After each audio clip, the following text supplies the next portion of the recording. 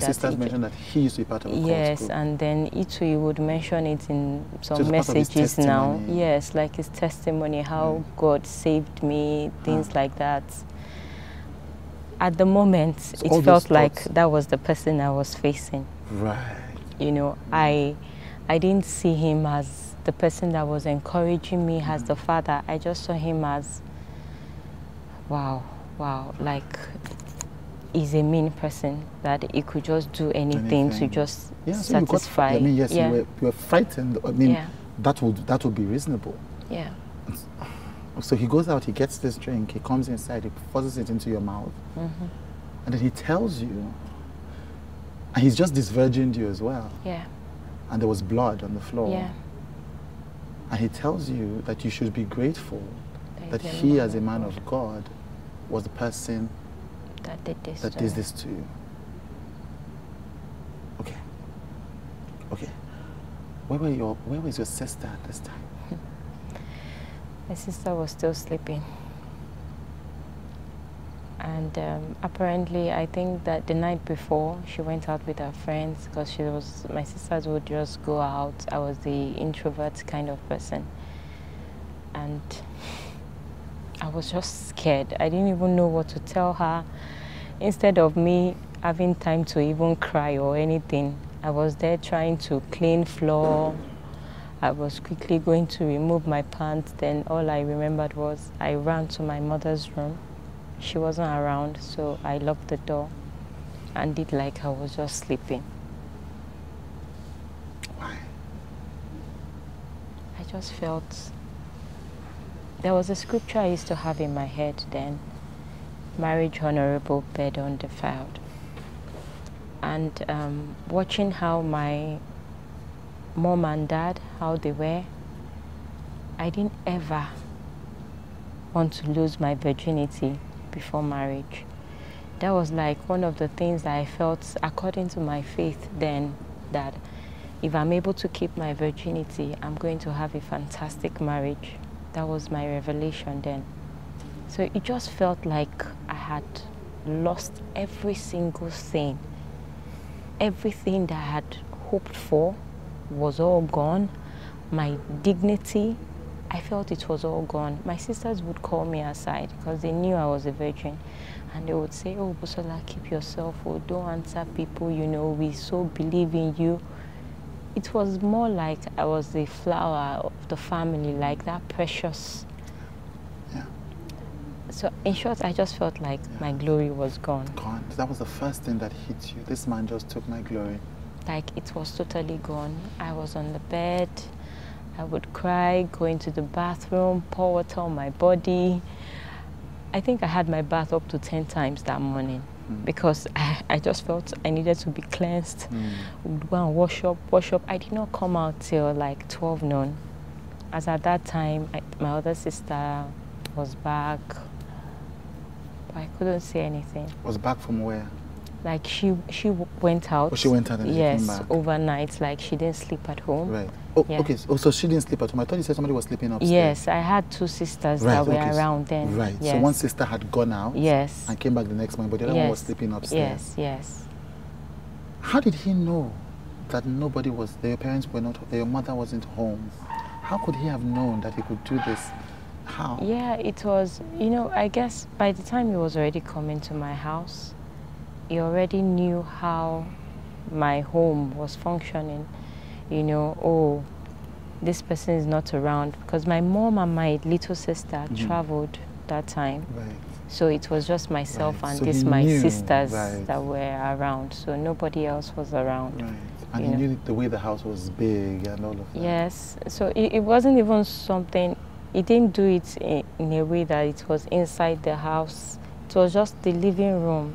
Because it's a duplex, you open the door, you see the living room, then you have to step down to get to the dining area. So it was just, you open door, it was just on this side. So it wasn't, there was no distance. Wow, okay. I'm sorry about this. I've lived with it over the years. Yeah. And this is the first time you're talking about this to anybody apart from your family? Yeah, like it's you know, I had to really come out to say this because I was already hearing things. Right. More like another narrative was being said. And I've kept quiet over the years. I know what I've personally gone through. I know how I've like struggled. You know, when you're just struggling, you're just pushing your head anyhow, like, no, there's something about me. You're trying to figure it out, you know, you're not just able to get yourself. And thank God I have people that are working with me now, that are able to help me through healing process. And I'm seeing a way that I can also help others, you know, people that are silently going through this kind of thing, because the pain is not what you can define. The hurt is not the kind of hurt that you can say, I even know how to come out of it. It's more like you're struggling. It's a struggle. When I mean it's a strong struggle within. You're trying to still see yourself with that high esteem, but you're not seeing it. You're trying every way. Sometimes you try to get it through validation of people. It's through what your friends. Sometimes it's through a lover. You know, you're sort of in a situation where you don't have control of things. You're just depending on everything around you. Yeah, I see that. So I want to stay here where you are now, and then before going back into that part, however painful it is. So you said something. You said he has been spreading, or there has been a spread of a different narrative. Why? Who is spreading this narrative? Why would anybody spread a narrative if you've not talked about this in years to the public? Yeah. What's going on with that? It's social media. Yeah. Like, I think my husband put up some posts, and then he mentioned from Ilorin to Lagos to, you know, Abuja, Dubai, you're doing this. Your husband is Timi Dakolo, the singer. Yes, Timi Dakolo, the singer, and he's aware of everything that happened. Yes, he has always been aware. How long have you guys been married now? We've been married for 6 years. 6 years, right. Yeah, so he's been aware. It's not like it's a new thing. But then when you keep hearing news of this person doing this, this person doing that, and by this you mean abusing other women? Yes, and girls. Abusing other women, other teenagers as well. Other teenagers, because you were a teenager. I was a teenager then. I had not even entered school. I was still trying to do my IJMB to find my way into university. So, so I found out about this a week ago, about your husband's posts. Yeah. And apparently he came out, he didn't mention Biodu's name. He didn't mention me. So he came out to talk about this person who has been hurting women through the church. And apparently he had talked about it last year without mentioning names. Yeah. So this obviously had been something that had been deeply painful to him. Yeah. So based on what you were saying, because he spoke out, you know, and the people that he was talking about, which is Biodu and his people, knew that Timi was talking about him. Yes. So so you were saying they began to spread stories about you that you heard about. Yes. I think in a way they had already even spread some stories. What because the first time when it happened, you know. First time when Timi spoke. Yes, when Timi spoke up. Someone was saying it, like another pastor was saying it, that, oh, he said you guys had an affair. Ah, so you had heard the pastor say to your husband that Biodun said he had an affair with you. With me. Now, sorry, but you were under 18 at this time. I was under 18. If he had an affair with you, he was having an affair with a minor anyway. Yes. And this is obviously, because I've heard this part of the story, this is obviously a well-known pastor, even though we will not mention the pastor. Exactly. It's just a thing of, that actually made me, even before these stories, I started hearing stories, I already lost all the credit of men of God trying to do like they are listening to you, like they care about you. Since then, I've never worked in a church. I just go to church anytime I want, come out. I'm not part of any group. It's about my relationship with God.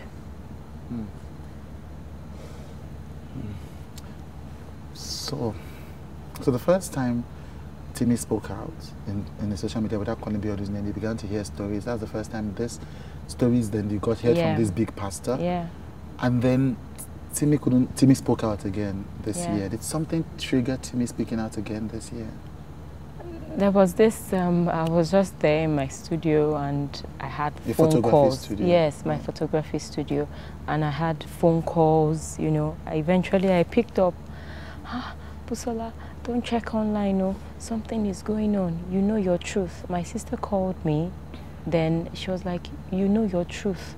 A friend just called and she said, imagine people saying rubbish, someone saying rubbish about you on social media. From where now? That Busola, just don't mind all these people. I was like, what? So I went online and I saw it. You saw what?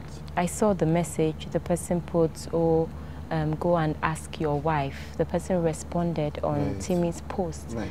Go and ask your wife that was sleeping around with pastors in Ilorin. Right. Go and check the DNA, spending church's money. All that really, it triggered a whole lot. Like, I felt like I've been bullied enough. I've kept quiet for a very long time. You know, even when I heard there was this main story that came out previous year of a lady, you know, I didn't put my mouth, you know. I just kept quiet. And me keeping quiet, I felt like I was just losing myself. Like, you're losing yourself. Someone is bullying you. You're not getting the opportunity to speak up, to say something. DNA of my children, that's, in short, to just say, oh, she's promiscuous. So these people were, so this lady, one of these messages that your friends actually looked at was somebody questioning the paternity of your children. Exactly. Because of what Timi had said. And Timi never mentioned me. Didn't mention you. You. He didn't mention me. Right. I meant so. And so whoever was responding, these people who were responding, obviously knew about you and about what Biodun had done with you. Exactly. And we're trying to manage this situation. Exactly. So at that moment, see, I had a very long silent moment. I just sat down. I had to tell my clients at the studio that, sorry, I just need to sit down. I went to the toilet and I sat down for almost 20 minutes. What should I do? I'm like this quiet person that I'm just getting to connect with myself. What's all this? And at that point, I started telling myself, I think you have to be courageous to come out and say your truth. So before these accusations came, you were not going to come out and say anything about this? Yes, no, I was just quiet. I was just quiet. Even when church members, some people would ask, what even happened now? Church members, especially the early church members then. I would tell them nothing. Oh, I just felt like, you know, we'll get to that part where I would say how I came out of the church and things like that, you know. But I'm going to ask again, even though, I mean, if what you say or called is an irrelevant question, but why did Timi speak out again this year? What triggered that? You haven't... Different people would have reached out to him, more like, you are the voice that can help us. This person is still doing this. Right, so because he had spoken in the past, and apparently, like you say, this Biodun continues, you know, people say that Biodun continues to have affairs with teenagers that are below 18 and above. So people come to Timi to tell him about what is happening. And Timi is triggered again. Because this thing that happened to you that you know about is not happening to other younger women. Yes, exactly. And that's actually the point why I decided to, let me come out. Let me come out and let them know that you're not alone in this. Like, it's happened to me. I'm walking through my healing process with great people. So it's a hard one. I don't know. It's really hard. But then, thank God for a great husband, I would say. Some people are still single. Some people are even probably still struggling in their marriages because of things like this. Okay, let's go back. And again, it's difficult thing, but it's necessary to do that. So, Biodun does this, and does this to you, rapes you? allegedly. Yeah. And you go into the room, he goes home. Yeah, he went home. And then what happens? That's it? That was on a Monday, and at that point I was just scared of him. Scared of him? Scared of him, yeah. And I love my family. I don't want anything to happen to anybody.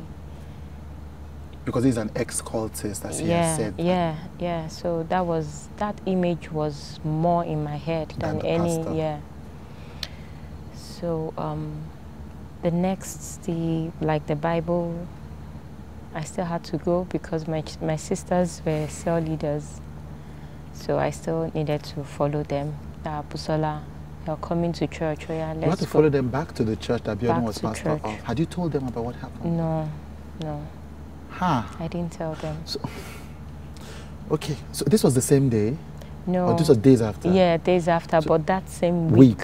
That same week. So you'd been raped by Jideonwo, he had gone, you hadn't shared this with anybody, you were still dealing with the fact that as a young Christian girl, for whom virginity was a big deal, you just felt that somebody had taken something very important to you. Yeah. You'd not found the words to tell your sisters yet, but you had to follow them back to his church. Yeah. Right. So I went for the midweek service. That was like the worst. Did he preach on sermon. that day? Yes, he did. Yes, he did. And it was about grace. It was about grace? Grace, the grace of God. You know, like no matter what you do, the grace of God has covered all your sins. Like God doesn't even see any of your sins. So I was there trying to understand what is this all about? What is this? In short, that day I just attended church because I had to attend my sisters.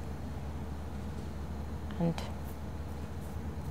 after service, a brother came up to me, one of the protocols, and then he said, Pastor Modeli wants me to come and help at their house. Who is Pastor Modeli? That's his wife. That's Jideonwo's wife? Yes. Jideonwo's wife asked you on the week that this happened to come to the house? Yes, told someone to come and tell me that she would want me to come and help because she has a baby. Right. To come and help at home. Has she ever asked for this before?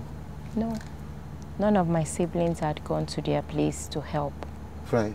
So randomly. So immediately, really, I turned to my sister. I was like, sis, I don't understand. I said, am I Omodo? Omodo in Yoruba is domestic help now. Yeah. That's, what is all this? That was when she now said, that is not a new thing, no, that church members go to help her. Right, okay. So at that point, I was just like, okay. So Pastor Jideonwo now came. He just said, I'll be coming to your house when I leave to come and pick you. To come and pick you? Yes, to go it and was help evening. His wife. Yes, so I would sleep over. So Jideonwo, after doing this thing, walks up to you in the church after preaching about grace. Yes. To say he will come and pick you. Yes. To come and help his wife. Yes. That Pastor Modeli needs me to help her.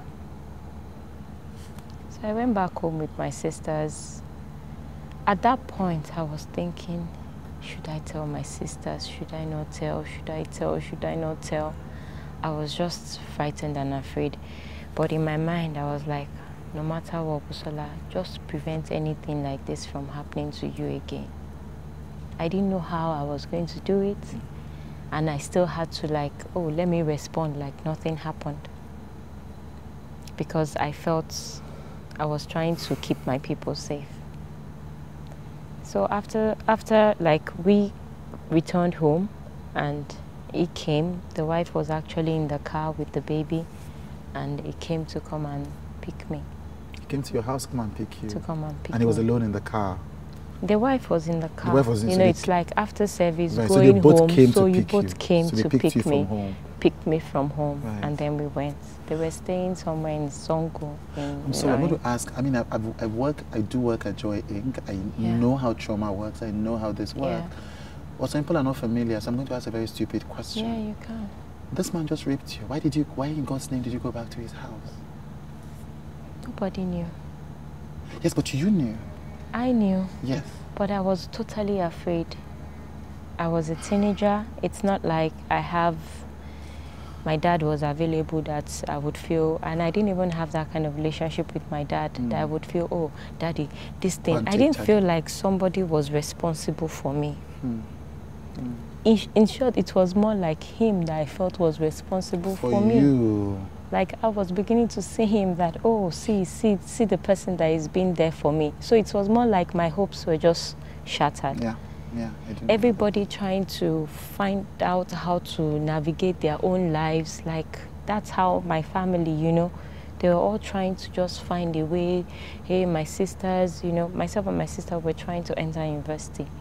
But, they more like face your life kind of thing, face your life. There was just no other option. Yeah.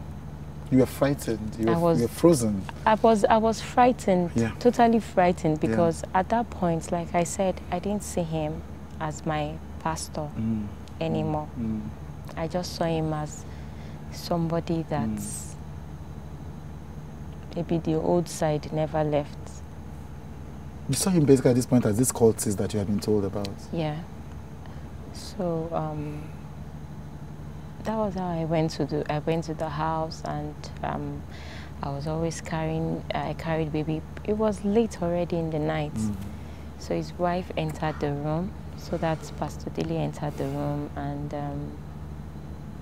I carried Shindara.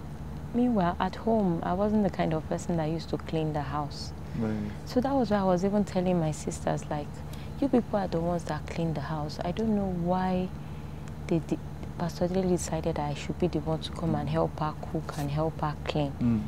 That I'm not good at that. I'm just learning. They know this girl just came back from secondary school. So how can she do all these things? But my sister just said, I'll just go and help now. Because they did it for people. He'd called different people. Yes, he called different people. That wasn't the first time. So it's a strange thing to your sisters. Yes. So that night, I carried the baby, Shindara, and Pastor Dele was lying on the bed that was in their own master's bedroom. So she now said, oh, Busola, have you eaten? I'm okay. I didn't bring any clothes, by the way, because I didn't have mine to have my bath, change. Yes, just wanted to leave as soon as you could. I would just sleep, wake up, and go and do my own thing at home. So I carried baby. Pastor Biodun walked in and he said, I've cleared the guest room for Busola. Busola should go and sleep there now. I looked at Pastor Dele. I said, Pastor Dele, you're the one that told me to come and help you with Shindara. I would like to stay on the bed with you. He said it again. But why would you want to stay here when there's a spare room for you? That room was meant to be like, I think like, he cleared the room in short. That you can go and sleep there. Because meanwhile, by the time I walked in, at some point where I was just there alone at home, came to me, you're going to sleep in a guest room and I'm coming to meet you there. Okay, all right. So, okay, I'm sorry. Okay, so when you came into the house with both of them, he found a way to corner you and say and he that you said, will sleep in the guest room and I'll come and meet you there. So,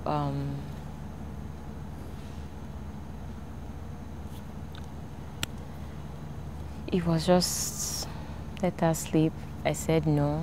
He walked away again. I made sure I just carried Shindara. She was a baby, really little baby then. So then she now said, okay, Busola, just help me. Let's lay the bed, everything. As we're about to sleep again, he came in again. As well as sleep in his wife's room? Yes. In the master bedroom? In the master bedroom. He came in again and said, Busola, he was just pacing the floor. Pacing around? Yes, like, he came again. You should go and sleep. You should go and sleep. I had to just look at Pastor Dele. I just looked at this. I said, please, I really need to sleep with you on the same bed. At that point, Pastor Modele now said, Biodun, please leave her. She wants to stay here. Right. Right. Okay. All right. So immediately she said that, he went away. Right. Okay. Right. And that's how she slept, I slept. Then I stood up and I locked the door, the room door. Right. And that's how that night was. Right. Okay. I woke up in the morning and Emmy cleaned the house normally. It was already